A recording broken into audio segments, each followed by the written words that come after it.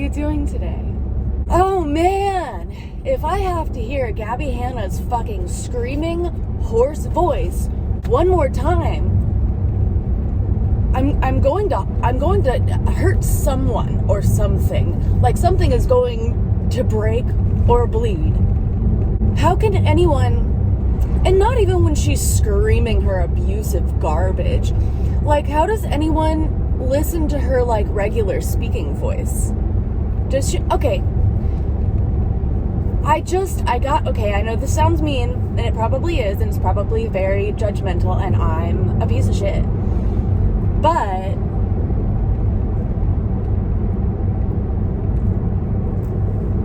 I don't trust people whose voices are hoarse all of the time. Like, if that is your speaking voice, what are you doing when I can't see you that makes it sound like that? Especially, like, if you don't smoke. And even I smoke a lot, and I don't sound like that. Do those people know what they sound like? Are they okay with sounding like that? Do they not try to sound better? I don't know. I had my therapy appointment yesterday, and I got the video call to work. There's like a lag, but that is what it is because of where I live. But there was a point there was 2 points in this appointment that, like, I did not feel good about my therapist. At one point when I was trying to explain something to her about, like, my family dynamic, she said, "How does it feel to talk about this?" Or something like that. And it made me feel like it came across to me as her saying, "Why are you telling me this?" And I was like, "Oh, I'm sorry."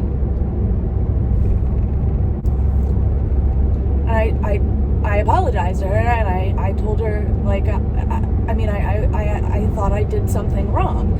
And she said, "No." But, you know, at the end of the call, she did this thing again that she kind of does a lot, where I explained to her exactly how I feel because I have reflected on my feelings and my thought process, and I can articulate them. And after I tell her how I feel, she'll ask me how it makes me feel. Or she'll tell me, "It sounds like X, Y, and Z." And I'm like, she just told me my own feelings back to me that I had already told her.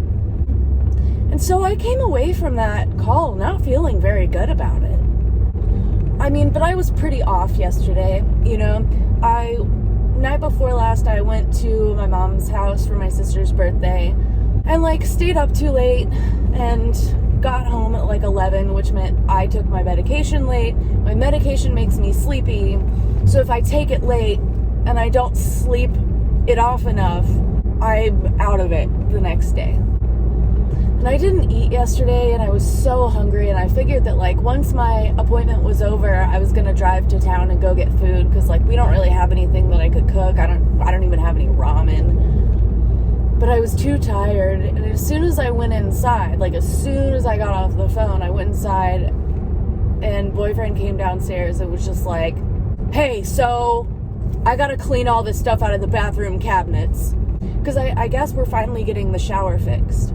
It has been leaking through the floor and dripping through the kitchen ceiling for, how long have I been with my boyfriend? 6.5 years. And I guess he's finally having someone come over to get it fixed, and we might be getting new water fixtures because ours are so fucked up. So fingers crossed on that one. As long as it quits leaking through the fucking ceiling, that's great. But I asked him if he wanted help, and he was like, "It's kind of a one-person job." I don't know how to convey his weird fucking attitude about it, but I was like, "Well, most of the stuff in there is mine." And he was like, "Uh-huh." I was like, "All right, well, I'll do it." But that meant that I had to do it right then and there.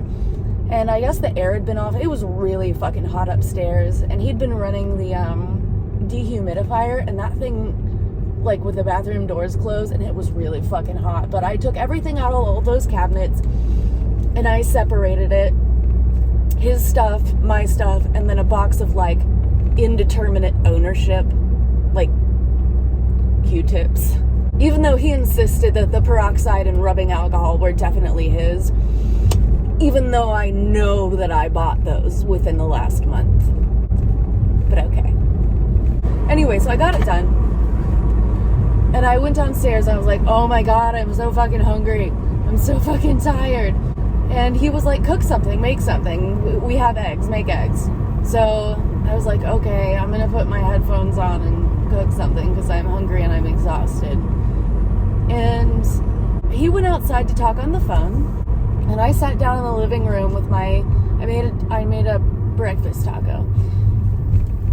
And I'm watching something on my tablet, and he comes in and just like turns on the TV and starts talking. So I turned my shit off, and he puts on a movie that like I was interested in. I was like, this looks interesting. What is it? Okay.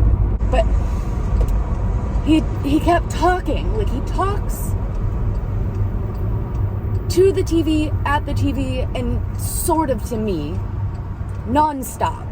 So it's really hard to follow what's going on with whatever we're watching. And I find it very overwhelming that there's movements and sounds. There's too many movements and sounds, and I can't think and I can't focus. And eventually, like, he could see my eyes drooping and that I was like falling asleep. And he kept talking, and I was like, dude, I don't know how you still have so much energy. He was like, I'm exhausted. I've had to do this week. I've done this and that, and I still have to do this. It's going to be a long weekend. And I was like, you're amazing, and I appreciate you, and I thank you for doing those things. I have issues with eating, and especially since like I'd sat down to try and like get comfortable and eat something and watch what I was watching, and he came in just like fucking crashing into it, and then I couldn't even focus and like watch the movie because he's talking nonstop, and I can't eat anymore. I cannot eat in that atmosphere, and it feels like, I don't know, I'm just in a really fucking shit mood, because it's always weird for me when I see my family. I had a weird therapy appointment. I'm fucking hungry, and then I woke up this morning, and I like to follow the drama and keep up with this crazy shit that's going on YouTube.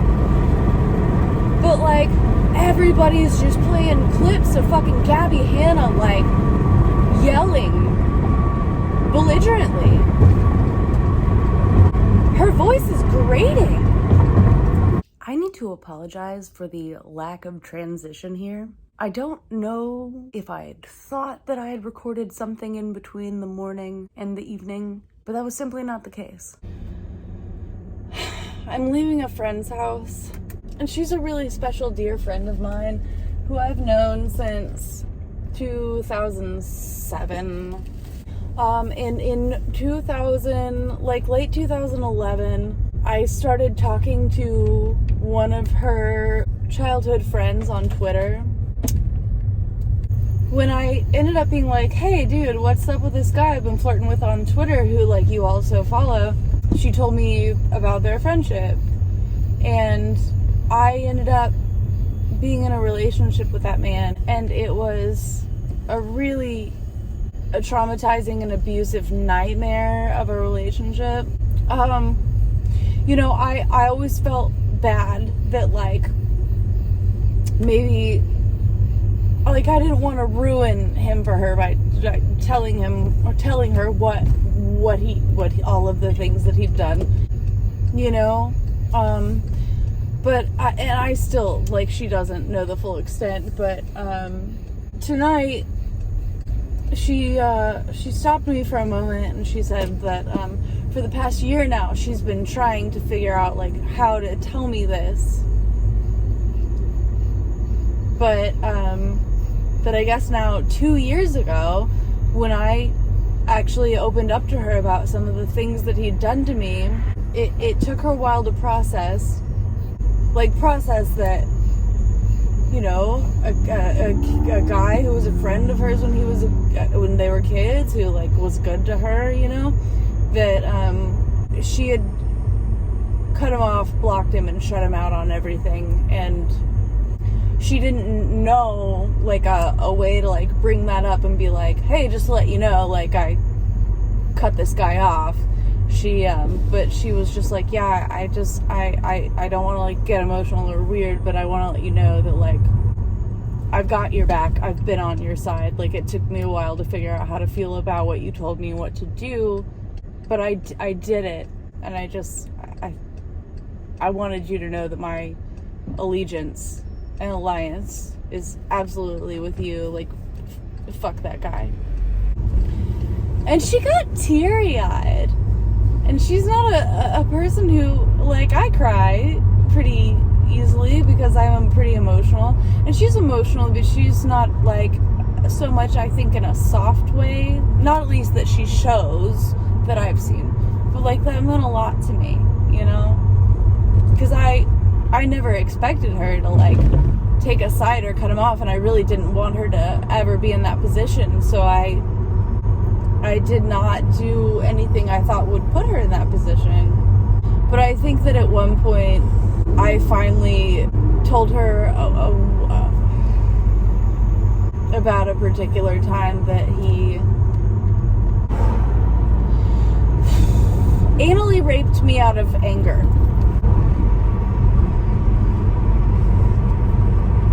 I don't know, it means a lot to me, you know?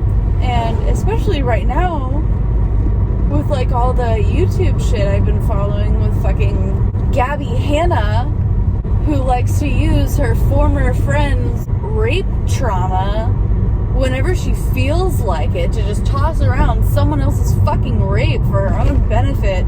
And it's just like, holy shit. And I've been trying to rationalize, like, why does Gabby Hanna think this? Like, how could this be okay on her part, you know? And I've been trying to figure out, like, the reasoning, because it doesn't make any sense to me. And to hear after all of these years that my friend didn't know, but just kind of remained on my side regardless, because, like, he was just a kid she grew up with and I was more important. But when she found out, she took steps to make sure she was not ever going to be associated with him after what he had done to me. And I don't mean, like, he raped me one time. This was several years of him doing a lot of horrible things to me. And I mean, maybe it's wild that I feel like, holy shit, wow, it's really wonderful and amazing that, like, you blocked this guy on Facebook. Because I mean, I guess I understand that there are Gabby Hannas who will be like, well, I know we're not friends anymore, but that means now I can be friends with your rapist. I don't know, man. But it was really, really wonderful to catch up and spend time with this friend of mine who I've known for so long. And she's going through, like, a certain program, a social program, to be able to, like, get access to a psychiatrist. And the social services program tried to drug test her just in order for her to be able to have the visit with a psychiatrist.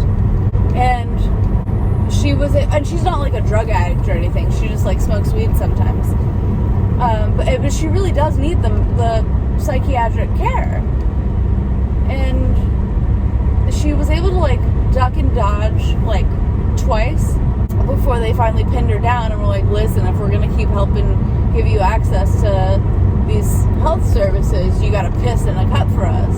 The psychiatrist is not the person asking for the piss in the cup. They don't care. They just want to help you with your brain. But the social services are assholes. And I was like, shit, dude, like, I don't smoke weed. I haven't smoked weed in years. Like, you want my pee? I'll give it to you all day long. And she's like, no, I have my kid with me every time I go to these appointments. So I can just have my kid pee. Which I think is fucking brilliant. Because I know that marijuana helps her a lot with her, like, mental disorders. And I know it helps a lot of people it doesn't help me because my body has a pretty adverse reaction to like a lot of chemicals, but I just think it's bullshit that they're like, prove to us that you don't smoke weed before you're allowed to see a psychiatrist. Like, no, I don't think you should be required to stop self-medicating in order to receive professional treatment for what you've been trying to self-medicate for. Like, that's stupid. But also, like, please don't ever tell anyone that I told you that if you have a kid, they'll piss in a cup for you. Anyway, my boyfriend's band is playing their first show since before COVID, and my dear friend is going to be there at the show on the 4th of July, and I'm looking forward to seeing all the people I haven't been able to see over the past year because we're all vaccinated and we're not going to get each other sick in life-threatening ways anymore. I'm just going to pass out a little bit of herpes. I want to thank you for listening. I feel like forgiveness is very important, so I want you to forgive yourself for the time that you have wasted watching this video. And have a good day.